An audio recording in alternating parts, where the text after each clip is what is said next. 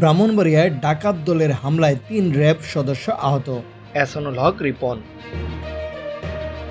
ব্রাহ্মণবাড়িয়ার নবীনগরে গোয়েন্দা তথ্য সংগ্রহ করতে গিয়ে ডাকাত দলের হামলার শিকার হয়েছেন র্যাবের ৩ সদস্য। সোমবার বিকেল 4:30টার দিকে উপজেলার রতনপুর ইউনিয়নের আগাতোয়া গ্রামে এ ঘটনা ঘটে। আহতরা র্যাব ৯-এর গোয়েন্দা শাখার সদস্য। আহত র্যাব সদস্যরা হলেন মালেক, রাশেদ ও কাজল। তাদের উদ্ধার করে নবীনগর উপজেলা স্বাস্থ্য কমপ্লেক্সে চিকিৎসা দেওয়া হয়েছে। র্যাব ও স্থানীয় সূত্রে জানা যায়, বিকেলে র্যাবের ওই ৩ সদস্য খাগাতোয়া গ্রামে গোয়েন্দা তথ্য সংগ্রহ করতে যান। এ সময় গ্রামের চিহ্নিত ডাকাত শফিক বাহিনীর সদস্যরা তাদের উপস্থিতি টের পেয়ে জিম্মি করে নিজেদের আস্তানায় নিয়ে যায়। সেখানে তাদের আটকে রেখে মারধর করা হয়। এক পর্যায়ে র্যাব সদস্যের মাথায় ধারালো অস্ত্র দিয়ে আঘাত করে তারা। খবর পেয়ে র্যাবের অন্য একটি দল দ্রুত ঘটনাস্থলে পৌঁছে তাদের উদ্ধার করে হাসপাতালে নিয়ে যায়।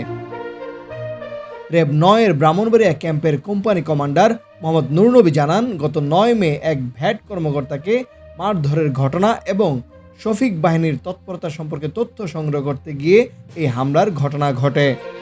আহতদের মধ্যে একজনের মাথায় ধারালো অস্ত্রের আঘাতে গভীর ক্ষত সৃষ্টি হয়, সেখানে সেলাই দিতে হয়েছে। এই ঘটনায় থানায় মামলা দায়েরের প্রক্রিয়া চলছে। তানভীর হাসান, সারাবেলা নিউজ, ব্রাহ্মণবাড়িয়া।